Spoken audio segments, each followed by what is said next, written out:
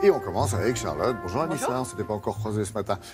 Pour parler cinéma avec un film qui sort mercredi, Le Dernier Téchiné. 25e film de André Téchiné. Qu'on avait vu à Cannes, c'est ça? Qu'on avait vu à Cannes, qui était présenté dans le cadre d'un hommage. Le festival lui rendait hommage. André Téchiné, 74 ans, à qui l'on doit des pépites comme J'embrasse pas, Ma saison préférée, Les voleurs, Alice et Martin. Ça dépend des jours. Et donc, une montée des marches ultra glamour, parce que dans le cadre de cet hommage, toutes les actrices qui ont jalonné sa filmographie étaient présentes, si bien que sur le tapis rouge, à côté d'André Téchiné, vous aviez Catherine Deneuve, Juliette Binoche, Sandrine Kiberlin, Emmanuel Béard, Isabelle Huppert. C'était un grand moment de cinéma et d'émotion. Parce qu'il le vaut bien. Parce qu'il le vaut bien et qu'il nous raconte ici une histoire vraie, assez étonnante, l'histoire d'un soldat déserteur, Paul Grapp, qui, pendant la Première Guerre mondiale, avec l'aide de sa femme, s'est travesti en femme. Pourquoi ? Pour échapper au peloton d'exécution, non? Exactement, à une condamnation à mort. Alors, il se perruque, il se maquille, il se corsette, il se produit dans le Paris libertin des années folles. Il finira même par se prostituer au Bois de Boulogne pour subvenir aux besoins de son ménage.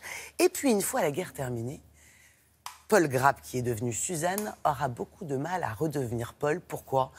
Parce qu'il a aimé sa nouvelle peau. Donc c'est aussi un film sur la quête identitaire, sexuelle, mais aussi un film parce que c'est un couple qui s'aime. Il l'a fait avec l'aide de sa femme, sur une passion fatale. Pas évident déjà, votre mari devient une femme, mais ça c'est pour la bonne cause, pour pas être tué, mais après la guerre, il décide de redevenir une femme. Donc c'est ce qui... Oui, c'est un petit peu tordu, c'est du cinéma, mais c'est une histoire vraie.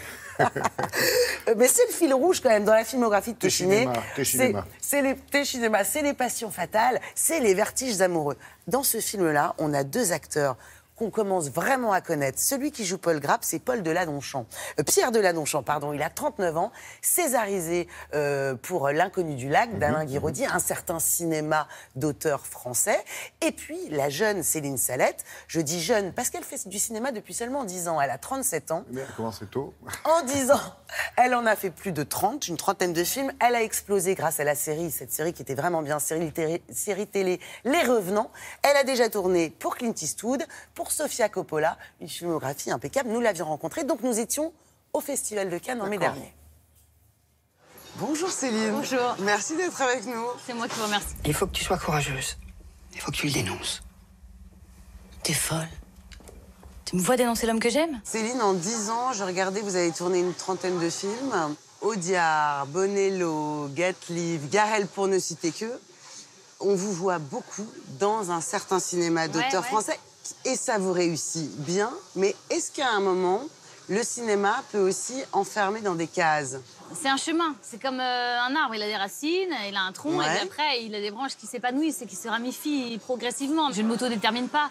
On dépend aussi, quand on est acteur, de la vision, du regard des autres et du désir des autres. La caille, la tourterelle et la jolie perdrix et ma jolie colombe qui chante jour et nuit. Vous avez tourné et pour Sofia Coppola et pour Clint Eastwood.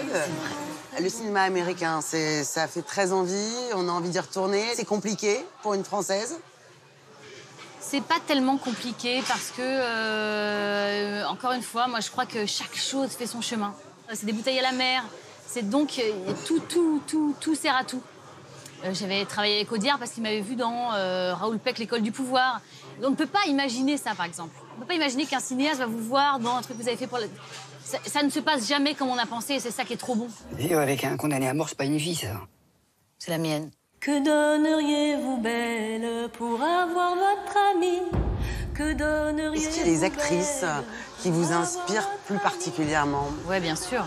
Moi, je suis dans la vie en grande amitié avec Marion Cotillard, que j'adore. C'est une immense actrice, c'est une femme qui travaille comme une folle. Tilda Swinton, par exemple, dont je suis absolument fan. Et aussi pour sa grande singularité. Ou près de ma blonde, qu'il fait bon. Avant de tourner pour André Téchiné, son cinéma, qu'est-ce que ça vous évoquait? Quand on travaille avec André, on sait pourquoi les acteurs nous marquent dans les films d'André, parce qu'en fait, c'est une des grandes forces de son travail, en fait. Merci beaucoup, Céline, et bravo. Merci, bon festival. Merci beaucoup.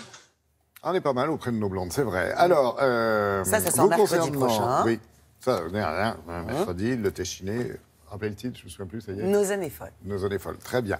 Demain, vous partez. Vous partez, vous sortez, vous allez à Deauville. Je vais à Pour une Deauville. nouvelle édition du Festival du Dur film métier, américain. absolument. Festival du film américain présidé cette année par le réalisateur Michel Hazanavicius.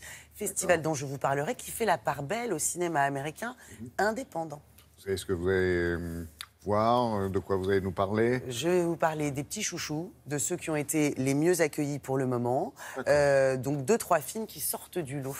Bon, on se téléphone d'ici là. Hein, Et voilà. ça va.